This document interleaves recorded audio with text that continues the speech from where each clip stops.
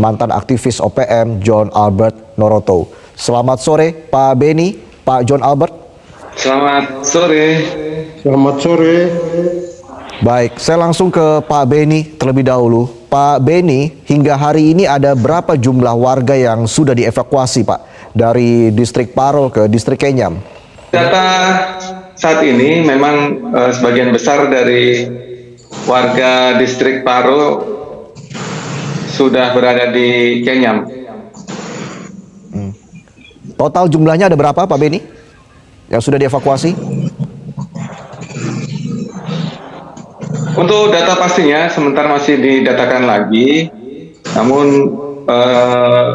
sudah sebagian besar ya dari warga tersebut sudah berada di Kenyam.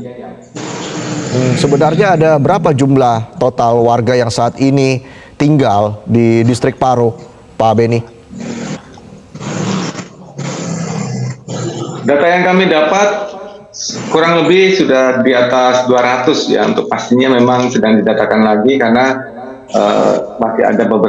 masih ada masyarakat yang mungkin belum sampai di Kenyam, juga ada juga yang langsung menuju ke rumah keluarganya masing-masing tanpa melalui atau tanpa diketahui oleh aparat keamanan dan Pemda ya, di Kabupaten Duga.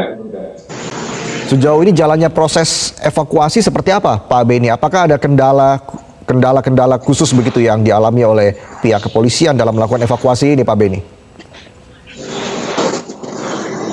Untuk saat ini kita tidak ada kendala untuk evakuasi warga. Memang terakhir kita fokus kepada warga yang rentan karena usia, kemudian perempuan dan anak-anak. Yang kemarin kita sudah evakuasi dengan menggunakan helikopter dari TNI Polri. Baik. Artinya evakuasi yang dilakukan kemarin begitu ya Pak Beni, ini adalah gelombang kedua ya Pak Beni. Apakah ada rencana untuk gelombang-gelombang berikutnya untuk melakukan evakuasi warga dari distrik Paro ke distrik Kenyam? Seperti apa metode-metode yang akan dilakukan oleh pihak kepolisian Pak Beni? Sementara masih tetap sama dengan kita menggunakan transportasi heli TNI Polri. Nah, ini kami masih menunggu informasi lagi dan standby apabila sewaktu-waktu memang diperlukan untuk evakuasi berikutnya. Untuk jumlah personel saat ini apakah sudah cukup begitu Pak Beni atau masih membutuhkan personel tambahan untuk mengamankan distrik Duga ataupun wilayah Paro Pak Beni?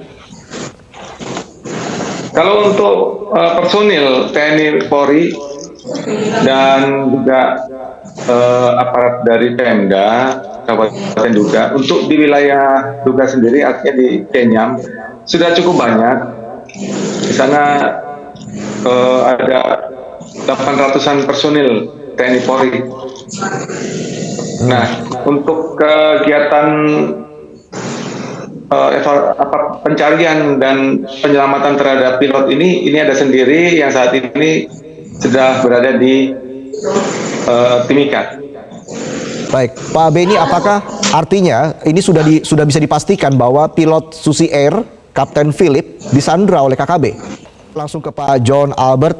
Pak John Albert, jika memang benar pilot pesawat Susi Air disandra, artinya ini kedua kalinya KKB melakukan penyanderaan sejak tim Lawrence pada 1996 di Mapduma, begitu Pak John Albert. Anda melihat apa yang ingin disampaikan oleh KKB di sini atas kejadian ini, Pak John Albert?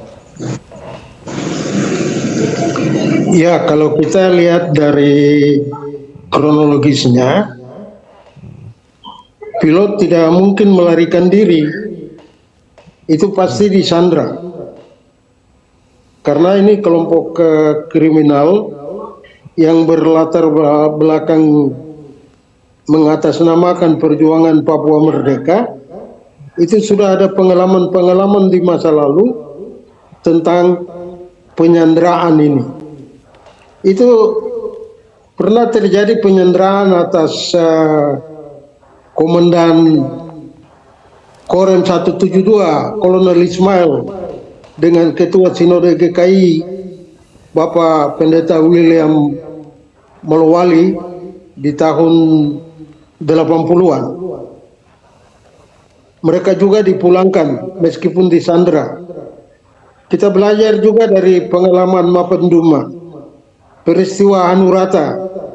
Itu banyak orang yang disandra ke hutan, mereka dikembalikan. Jadi saya yakin pilot New Zealand yang bernama Philip Max Martin ini akan dikembalikan. Tetapi maksud mereka KKB mengadakan sandera ini itu ada tujuan-tujuan tertentu.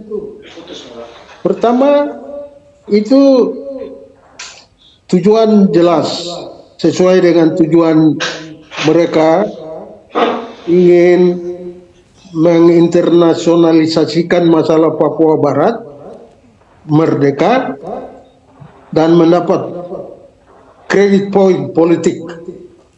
Yang kedua, itu ada tuntutan semacam ganti rugi juga nanti akan terjadi.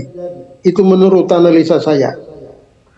Oleh karena itu, saya menyarankan kepada pemerintah untuk mengadakan semacam kampanye pembebasan di daerah-daerah itu dengan lebih menggunakan kelompok-kelompok sivil seperti gereja adat terutama, karena sudah lama sekali pemerintah itu sedikit alergi terhadap adat, sehingga adat tidak berfungsi dalam rangka penyelesaian masalah Papua.